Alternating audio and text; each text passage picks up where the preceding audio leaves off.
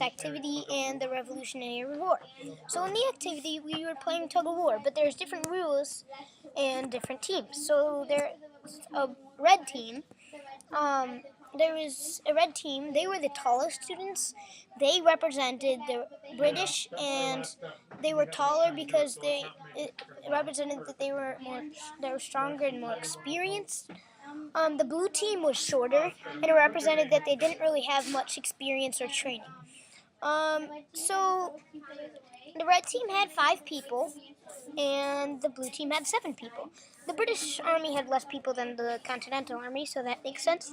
And the blue team, the Continental Army, had militias and soldiers fighting, so there are two different, parts into the army. The white team, there's a white team that sat on the side.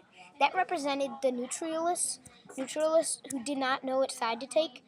But at the end, when we were polling, they had to count to 10, and then they finally came to the blue team side, the Continental Army side, and they helped pull the rope. And then they helped pull the rope, and then the Continental Army won the Tug-Of-War and the Revolutionary War. The blue team got a prize when they were done. They were promised a prize for winning Tug-Of-War.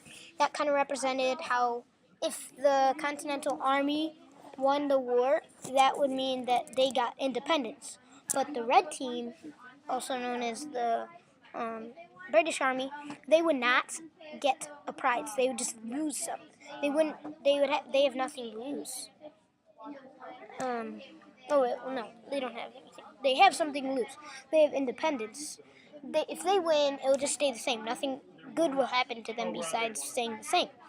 But the Continental Army, they would get independence, so they got a prize if they won.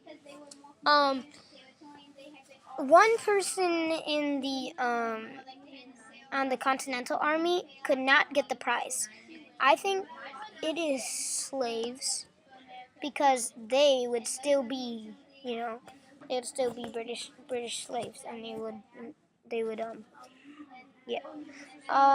or it was either that or loyalists, because they were in the colonies, but they still wanted to be loyal to Britain, so they wouldn't get the prize either.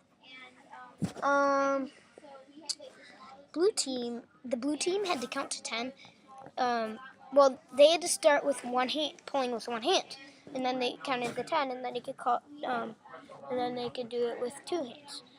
This represented the so at first they were only the militias and the army, the soldiers, but then allies came from allies came from France and Spain to help them out. So that was kind of like second-hand help for the colonies.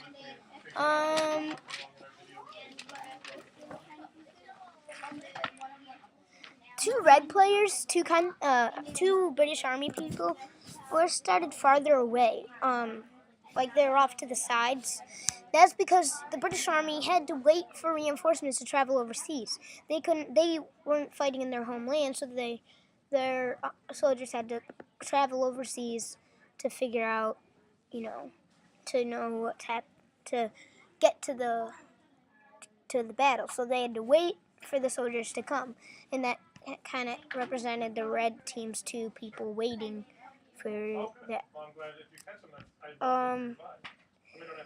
The blue team had to only pull it 1 foot, and the red team had to pull it 5 foot. So it was an easier win for the Continental Army, because they were in their homeland, and they only had to pull it really shortly to win the battle.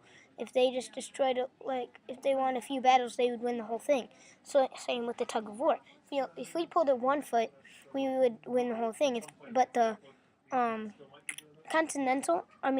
British Army had to pull it they had to pull it a lot more, because they were not in their homeland, and they would have to win way more battles than the Continental Army had to win the whole thing.